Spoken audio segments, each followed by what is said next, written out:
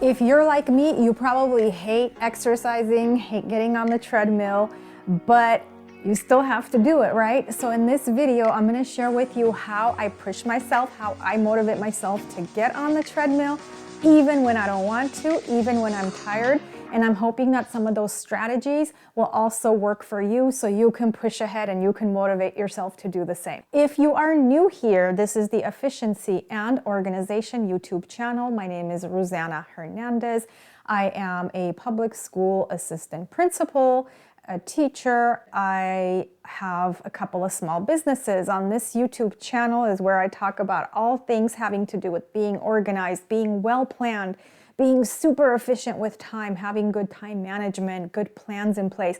That way you can achieve everything you set out to do. So my New Year resolution last year was that I was going to exercise daily, right? And after a few weeks into it, I was falling behind. It wasn't happening every day because some days I work 12, 13, 14-hour shifts, right? So I was like, okay, this is not working.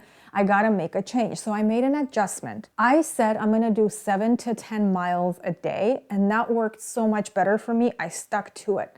So a couple of ways that I motivate myself, number one is I watch shows. I watch movies on my iPad while I exercise. I power walk on the treadmill. The reason I do this is because it helps me to not think about the exercising. I'm watching like a comedy or a show I've been wanting to watch or a movie I've been wanting to watch. So that way I'm focused on that and not the actual exercising that I hate doing. It just helps me tremendously.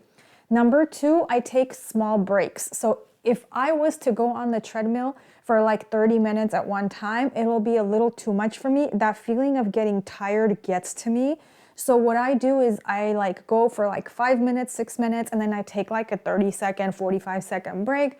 Then I turn it on again. For me, it works really well. So I'm hoping that this strategy would work well for you also. So the next thing I do is I start my week always on a Sunday. Okay, so I go, okay, I'm gonna start exercising Sunday and then go all the way till Saturday of the week. So on Sundays, I try to do the most. So that way throughout the week, as I get super busy and can't get on the treadmill, it's okay. Because I did a lot of it, like the 10 miles that I wanna do each week, let's say. If I do 4 or 5 miles on Sunday, I'm in great shape. I only have 5, 6 to go the rest of the week.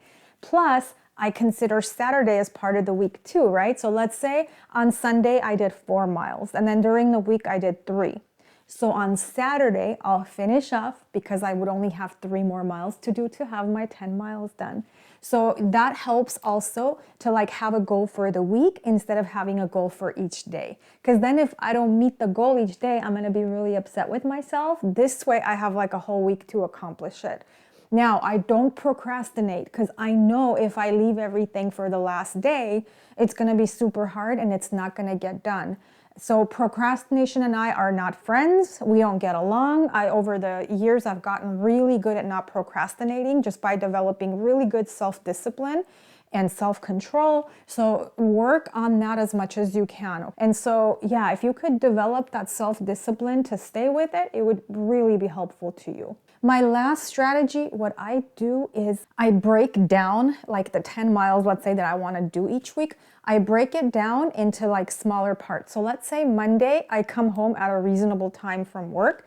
Maybe I'll do 2 miles that day or 1.5 miles. So then I track it. I go, okay, the next day I did only half a mile. Okay, so I'm at 2 already. The next day, 1. Oh my gosh, I'm at 3 already. So break it down. It's okay to do that. And that way you kind of keep pushing forward. Now, I'm not a runner. I wish I was. I think if I ran, I wouldn't have to be on the treadmill. I would probably cut my time in half, but I just don't like it at all. So for me, power walking is just really much more impactful. And like I said, it's hard, you're probably like me with a very busy life. You've got a lot going on. I have my small businesses. I have my job that I spend so much time at. I have my kids, my family. So there's a lot happening. And of course, everything needs my attention. So you're probably in the same shoes. You have a lot going on. So how do you make it all work? How do you squeeze workout time, especially when you're not motivated to do it? It's little things like this. Just vary it up. Stay focused, chunk it up each day, and then do something to make yourself distract yourself from thinking about the actual exercise, how hard it is. So that way you just basically get it done and you're good to go for a whole week. All right, that's all I have for this video, and I will catch you in the next one.